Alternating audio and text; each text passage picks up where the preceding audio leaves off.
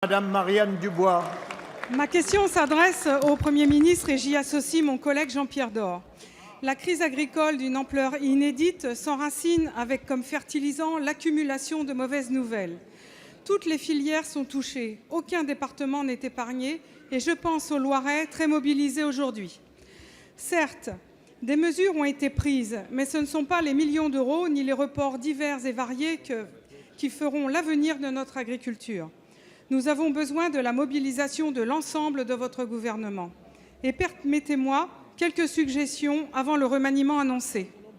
Nous aurions besoin d'un ministre très volontaire des Affaires européennes à Bruxelles pour en finir avec le dumping social et tendre enfin vers une harmonisation européenne. Nous aurions besoin d'un ministre des Affaires étrangères habile pour retrouver nos marchés à l'export et notamment en Russie.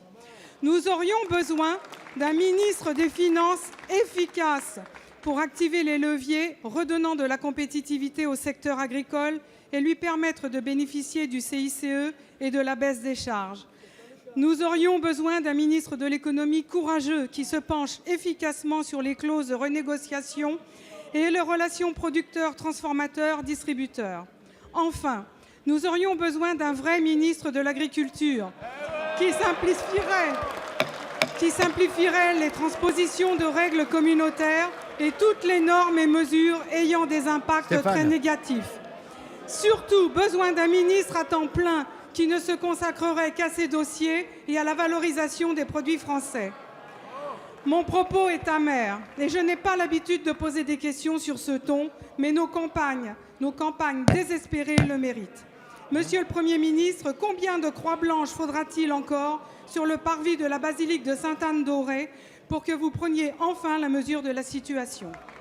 Merci Madame Dubois. La parole est à Monsieur Stéphane Le Foll, ministre de l'Agriculture, de l'Agroalimentaire. Monsieur le Président, Madame la députée, vous n'avez pas l'habitude de poser ce type de questions.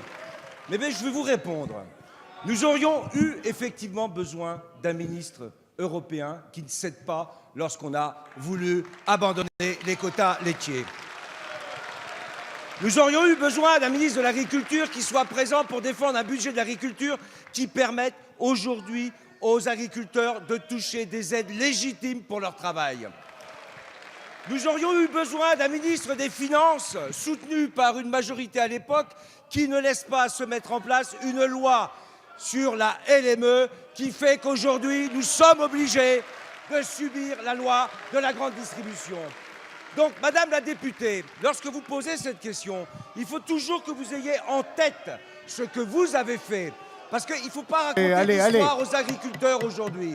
Il y a une crise qui dépend effectivement d'une situation de marché à l'échelle européenne et à l'échelle internationale. Sur la question de la Russie, nous avons bien sûr travaillé pour lever cet embargo. Mais je voudrais rappeler un chiffre qui vient de sortir de France Agrimaire aujourd'hui. Si on regarde la valeur ajoutée qui est exportée par la filière porcine française, et par rapport à l'Espagne, 70 centimes par kilo.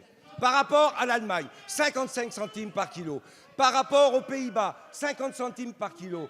Par rapport à la France, 30 centimes par kilo. Si nous avions eu un ministre de l'Agriculture qui aurait été capable de structurer cette filière il y a quelques années, nous n'en serions pas là aujourd'hui. Merci, Monsieur le Ministre. La parole... Allez. Merci. La parole...